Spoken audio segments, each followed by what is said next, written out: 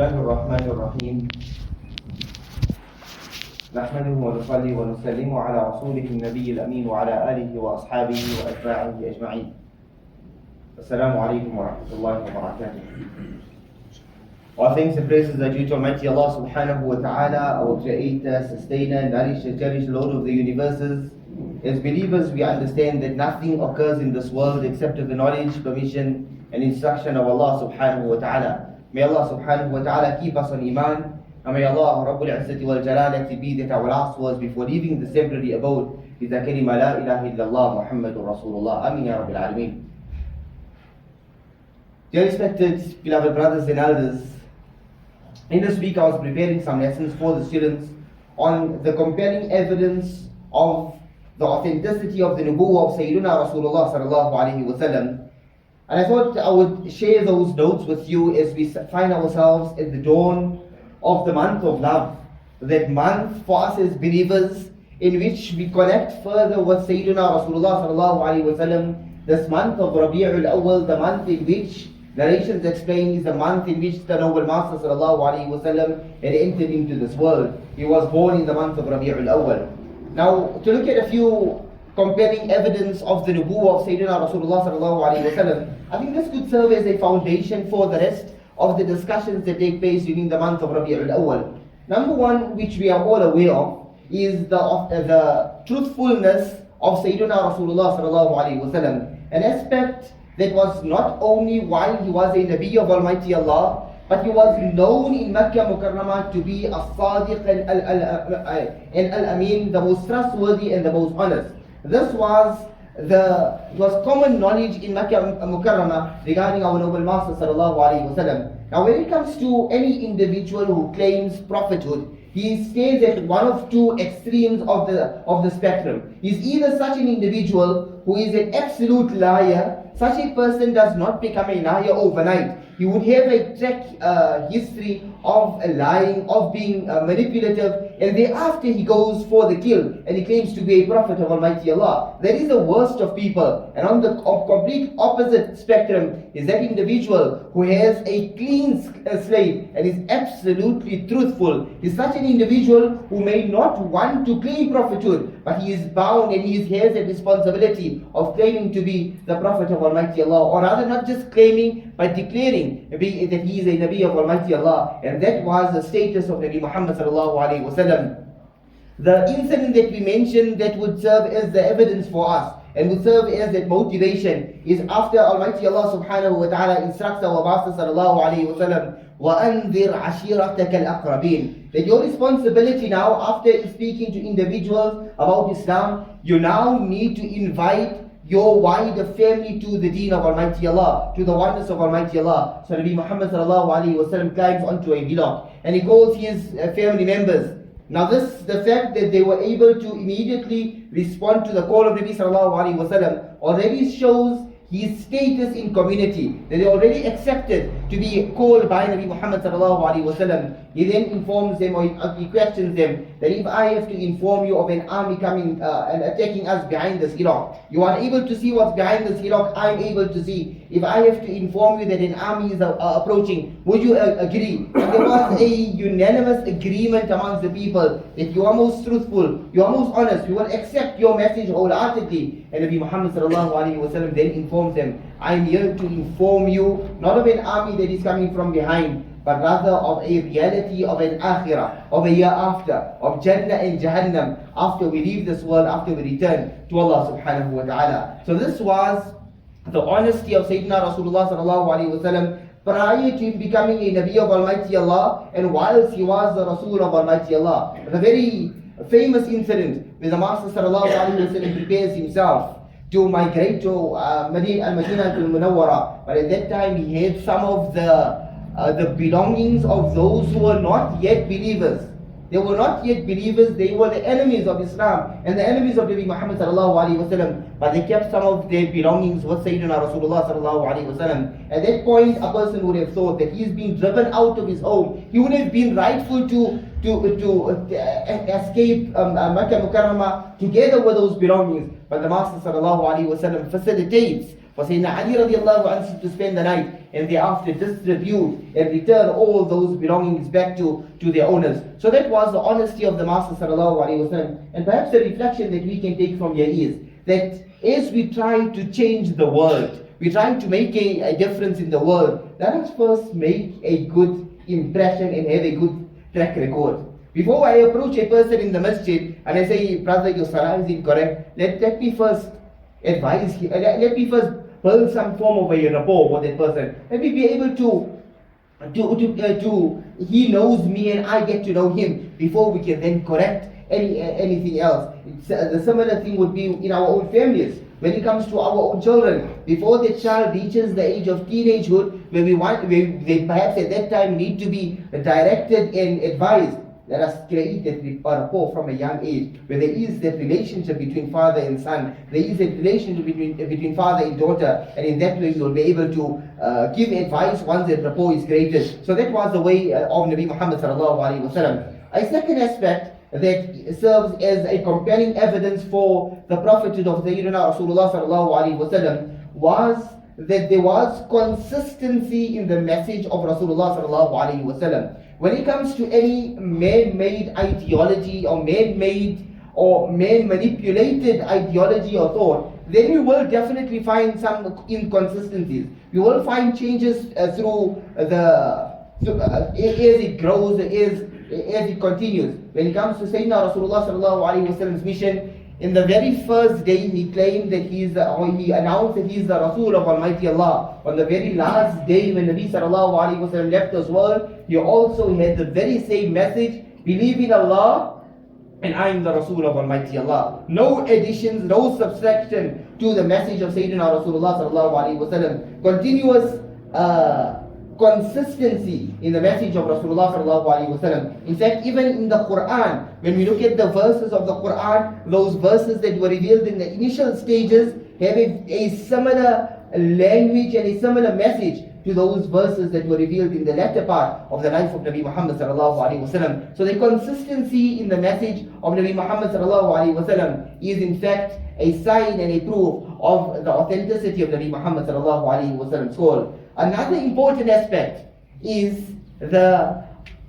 honesty of Rasulullah Sallallahu Alaihi Wasallam in terms of the verses of the Quran and the rulings that Allah Subhanahu wa Ta'ala had given Nabi Sallallahu Alaihi Wasallam. One beautiful example is that our noble Master Sallallahu Alaihi Wasallam had the initial Muslims who embraced Islam were the weaker Muslims, those who were not so affluent, and that is the system of Islam. Wherever Islam enters, first the leaders do not embrace Islam. It is first the lower class, the more poorer people who actually embrace the deen of Almighty Allah. So that was the situation of Rasulullah Sallallahu Alaihi Wasallam.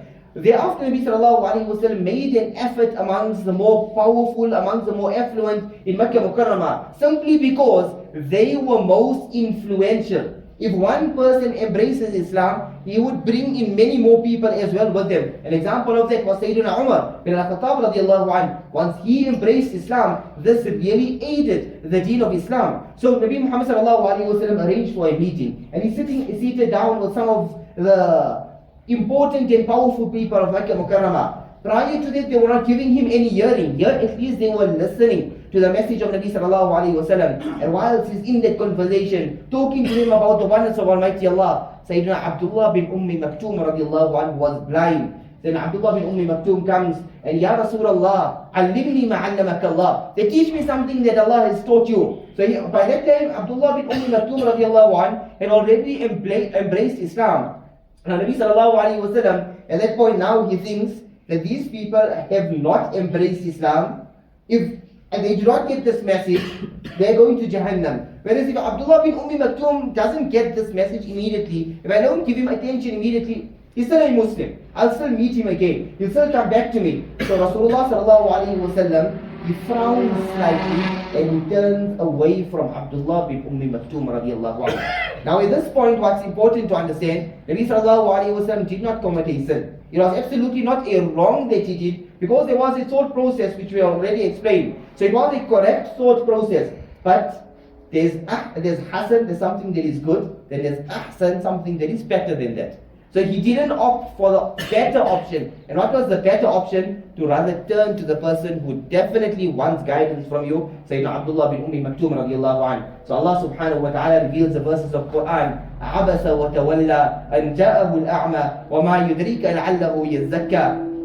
Allah subhanahu wa ta'ala says, عَبَسَ وَتَوَلَّى. He frowned and he turned away. أَنْ جَاءَهُ الْأَعْمَى. When the blind man came to him, وَمَا يُدْرِيكَ لَعَلَّهُ يَزَّكَّى. You do not know that whether these people will purify themselves and they will make a change. But you definitely know that Abdullah bin Maktoum wanted guidance. Now here, if Nabi Muhammad Sallallahu, Alayhi Wasallam was not authentic in his prophethood, he would have not revealed these verses. These are direct verses in which Almighty Allah is actually taking Nabi Sallallahu, Alayhi Wasallam to task. And this shows the authenticity of Nabi Muhammad Sallallahu, Alayhi Wasallam's message, that even if he was corrected, Nabi Muhammad Sallallahu, Alayhi Wasallam was ready to convey those verses of the Quran al-Kareem.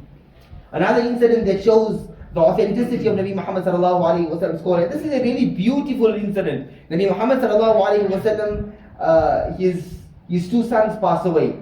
Abdullah and Qasim. His two sons pass away. Thereafter he gets a third son, and this son is Ibrahim. Now when Ibrahim was growing well, then Ibrahim was healthy, and then suddenly the child now falls ill and the child passes away. On the day that Ibrahim passed away, there was a solar eclipse.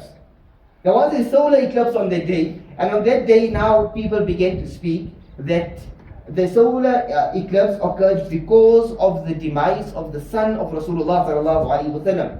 That Ibrahim, the son of Rasulullah Sallallahu, Alayhi Wasallam, has passed away. So that is why Almighty Allah is showing such a sign that the sun is being eclipsed.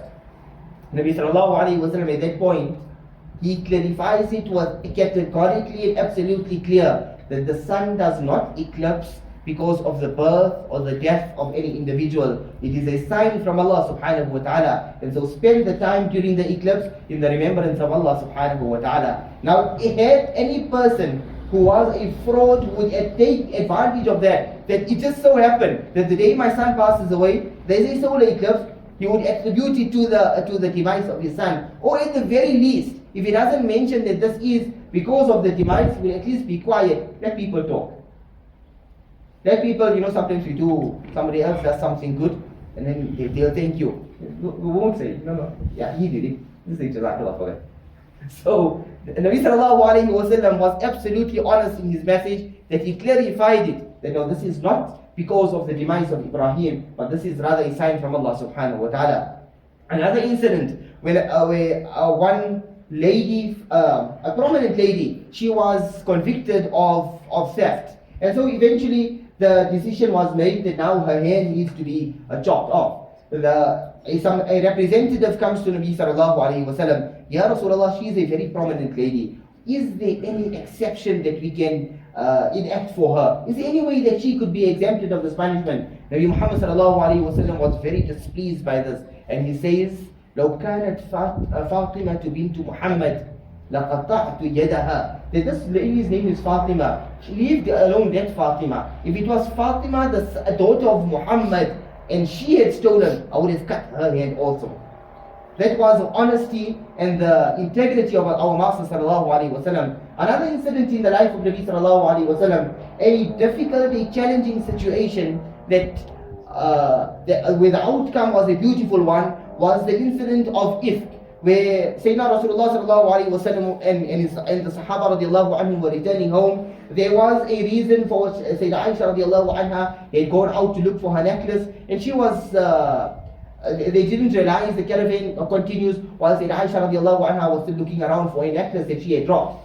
Eventually another Sahabi brings Sayyidina Aisha radiallahu anha back to Al-Madinah al-Munawwara. This was an opportunity for the munafiqun, for the hypocrites, to create a rumor against Sayyidina Aisha radiallahu anha, the wife of Nabi Sallallahu, Alayhi Wasallam. This was a good opportunity for them. So they spread a lie that Sayyidina Aisha radiallahu anha stayed back because she was involved in some promiscuity. She was involved in some haram acts with that particular Sahabi. Now at this point, Nabi Sallallahu, Alayhi Wasallam asked Sayyidina Aisha radiallahu anha to clarify, she explained that she has nothing wrong to her. But now the discussions are going around in Medina Munawwara. And now this is the Nabi of Almighty Allah, Nabi Muhammad Sallallahu, Alayhi, Wasallam. 40 days passed by. Sahaba explained that Medina Munawwara was dark. It was gloomy. Situations were tense for that 40-day period when Nabi Sallallahu Alaihi Wasallam did not know what is the outcome, what is the situation, what is the reality, until finally Allah Subhanahu wa Ta'ala reveals verses of Surah An-Nur clearing the name of Sayyidah Aisha radiallahu anha. Now, had he been a fraud, you know, immediately those verses would be concocted or made up to exonerate and to free the name of his wife. But here, 40 days later, the verses of Quran are revealed to clear the name of Sayyidah Aisha radiallahu anha. This incident itself is a clear proof of the authenticity and the uprightness of Rasulullah Sallallahu, Alayhi Wasallam. There were other incidents as well in the life of Nabi Sallallahu, Alayhi Wasallam, where there was this what is referred to as fatratul wahi, as a breakage or a pause in the wahi and revelation from Almighty Allah. On one occasion, some of the Quraysh, they had visited some Jewish rabbis and asked them for advice. They give us some tricky and difficult questions to pose to Muhammad Sallallahu, Alayhi Wasallam. So they come to Nabi Muhammad Sallallahu, Alayhi Wasallam, they pose these questions. Nabi Sallallahu, Alayhi Wasallam says that I'm going to give you the answer tomorrow. I'm going to give you the answer tomorrow. Tomorrow comes and no revelation is received. The next day comes, a few days pass, and no revelation is received by from Allah Subhanahu wa Ta'ala. And this was extremely emotionally difficult on Nabi Sallallahu Alaihi Wasallam, because this is now a test of whether he is a true Nabi of Almighty Allah. Does he have answers to these questions or not? And eventually Allah Subhanahu wa Ta'ala then reveals those ayat which answers these questions, and they were satisfied with these answers. But Allah Subhanahu wa Ta'ala says, وَلَا تَقُولَنَّ لِشَيْءٍ إِنِّي فَاعِلٌ ذَلِكَ غَدًا إِلَّا أَن يَشَاءَ اللَّهُ. Again, advising Nabi Sallallahu Alaihi Wasallam, they do not say that I'm going to do something tomorrow, I'm going to advise you tomorrow. وَلَا تَقُولَنَّ لِشَيْءٍ إِنِّي فَاعِلٌ ذَلِكَ غَدًا إِلَّا أَن يَشَاءَ اللَّهُ. Except that you say, Insha'Allah.